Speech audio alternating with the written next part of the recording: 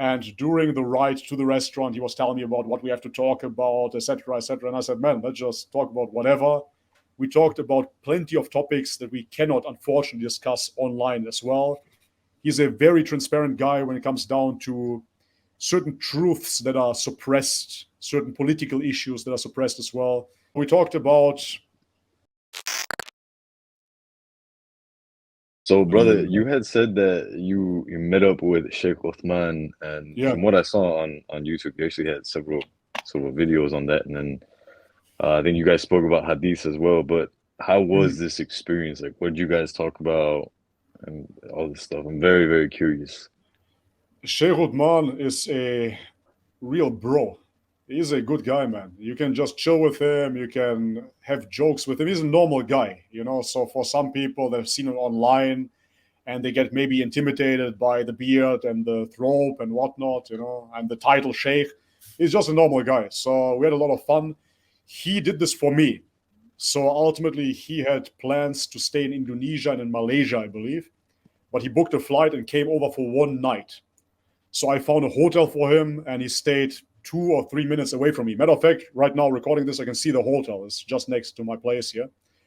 And he came over. He invited some Thai Muslims over as well. They never saw him before either, and apparently they were watching my YouTube channel as well. So it was nice. We got a little get together, and we went straight ahead to a restaurant. He wanted to do a podcast right away. The guy is a professional, man.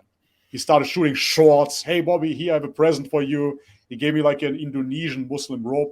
Here, take this. And there, right away, I recorded a short for YouTube.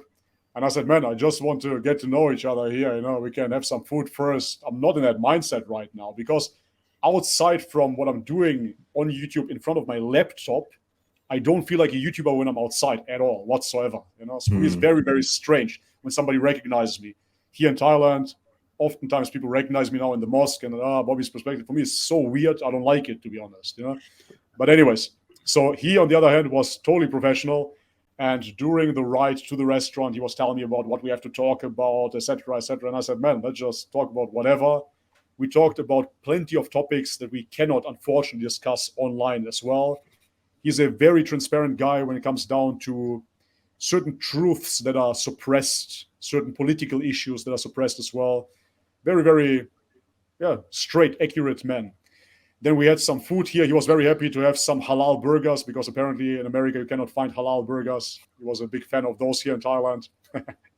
Now, overall, we talked about pretty much everything. We talked about Thailand itself, how it comes that there are so many Muslim, and how come that there are so many ladyboys at the same time. Just stuff like that. So the Mm. experience itself was actually quite amazing because no matter where we went to the mosque here, everybody recognized him as well. They all got starstruck. Oh, the sheikh, the sheikh. Everybody wanted to take pictures. But for me personally, as I said, for me, he was just a brother, especially after accepting Islam. He's just a brother. You know, we are human and nobody is God. So, yeah, Bro. we just had a fantastic time. He enjoyed the steakhouse guys here as well very much, the community, and he would like to come back. He told me after that. We recorded a podcast as well, guys, in person.